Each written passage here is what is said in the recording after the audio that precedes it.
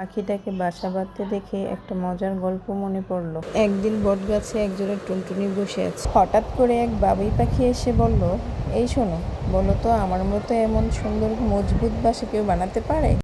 একদম যেন শিল্পকর্ম। টুনটুনি রেগে গিয়ে বলল, তোমাদের এই ঝোলা বাসা বানাতে কত সময়ই না লাগে, আর আমাদের বাসা দেখতে মনে হয় যেন নিখুঁত দোলনা। এমন সময় গাছের কোঠর থেকে বেরিয়ে এলো এক দুষ্টু দোয়েল। দোয়েল বলল, আরে থামো, তোমরা কত কষ্ট করে বাসা বানাও, আর আমাদের দেখো কোনো ঝামেলা না করে গাছের সুন্দর গর্তে আরামে থাকি। বাবুই আর টুনটুনি বলল, তাহলে তোমরাই সবচেয়ে চালাক। বাসা তৈরি করতে না জানা কোকিল হেসে বলল, বাসা বানানোর কি দরকার যদি অন্যের তৈরি বাসায় আরামে থাকা যায়।